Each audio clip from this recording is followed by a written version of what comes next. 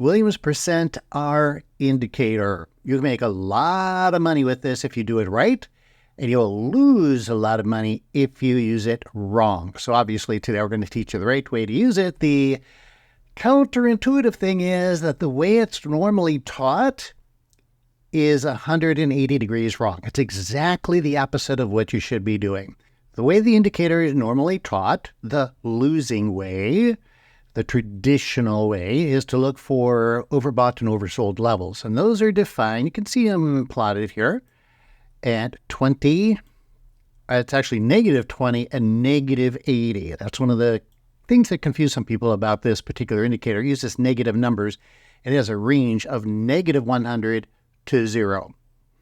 Now, it is a bounded indicator, and we're going to come back to that for a moment, but just kind of put that feather in your cap there, and you remember that it is a bounded indicator. It can only go from negative 100 up to 0, and that's it. It is mathematically bounded.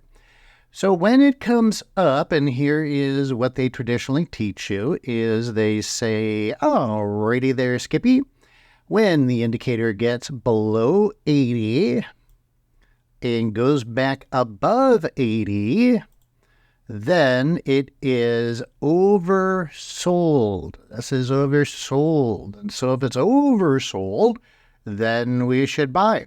And it kind of looks good there, right? And this is where you can get faked out with this thing, is because you can actually find examples, isolated examples, where that technique will look good. People like those terms, overbought and oversold. You should run away from those terms, overbought and oversold. There is no such thing in the markets as overbought or oversold. Eliminate those terms from your trading vocabulary. They will cause you to lose money. Professional traders, we don't use those terms.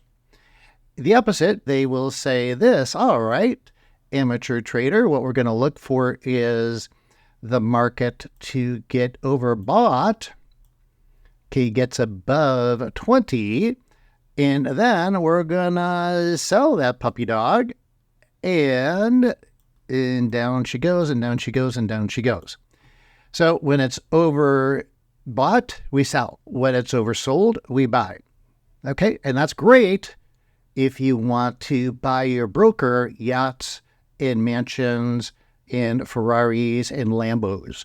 So I like my broker, but as far as I'm concerned, they can buy their own yachts, Ferraris, what do they say, Lambos, whatever. Okay, so nothing against them. I don't even want the yachts and the Lambos for myself, but I do want to make money for myself to support my kids, my family, my charities, etc. I'm sure like you. So how do we make money for ourselves instead of giving it to the person on the other side of our trade, whoever it might be? We're going to do the opposite. Most of trading, here's a little tip for you, by the way, you should make note of. This is a general principle that applies to all of trading and almost all of technical analysis. Trading is opposite world.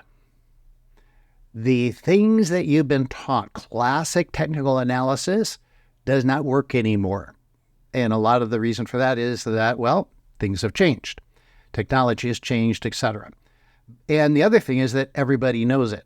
So when everybody and their gerbil knows something in technical analysis, then it stops working. You don't have an edge anymore. Everybody and their parakeet's doing it, and the masses are always going to be wrong in the markets. That's the way it works. Maybe I'll do another video on why that actually has to be the case. Several signals before this. See, that's where like textbooks will say, oh, this is where you buy. And that's why we call them textbook examples. So they're perfect, but the market's not perfect. It's noisy. And so we had that signal back here, and that didn't go anywhere. We had that signal here, and that didn't go anywhere. So there's several false signals, 2 false signals before the final third one. So do you want 2 losses before finally a winner? No, obviously not. Therefore, what are we going to do? We're going to do the opposite of what everyone else is doing. We're going to wait and do the thing that doesn't seem to make sense. We're actually going to wait for the indicator to get what everybody else is calling overbought. But again, remember, it's not really overbought. That's a misnomer. And so when it gets up here above 20, that's when we're looking to get in, because what this is really mathematically measuring is strength in price action. And so what we have here is strong, bullish price action, and that's what we want to buy. Strong, bullish price action. And then we're just going to stay into that as long as it remains strong. So as we go forward, again, look, keeps going, keeps going, keeps going, keeps going. Okay. And so here, as you could see now, this entire time, it remains so-called overbought. Again, don't use that term. I'm using that term just to illustrate why that term is bull cookie. And with that bull cookie term, the market remains bullish, bullish, bullish, bullish, bullish, bullish, bullish, bullish, bullish. So it's not oversold, or it's not overbought. And one of the reasons that it's not overbought mathematically is what I mentioned earlier, and I told you to put a pin on that, put a feather in your hat, remember it. It's because the indicators are bounded. Mathematically, it's only allowed to go up to 100 or up to 0. And it's not mathematically allowed to go any higher. So why doesn't it go above 100? Well, simply because it's in the math, it's in the equation, it's in the formula that it can't go higher. So when it gets up here, that's actually a sign of strength, bullish strength in this case, and not overbought. And that's why we want to buy it. We want to buy bullish strength. That makes sense? This is called logic. All right. But the problem is most people don't understand the indicators that they're trading, and they're just looking at the lines. They say, oh, just trade when the line does this, the line does that. And here at Top Dog Trading, we insist on actually educating you with what these indicators mean. And when you know what they mean, then when you go to trade them, you can trade intelligently and with confidence. Also helps your psychology of trading, by the way, because it gives you confidence then that, oh, I understand what this means. Let me give you a big picture point of view here. So here we see the indicator above 20.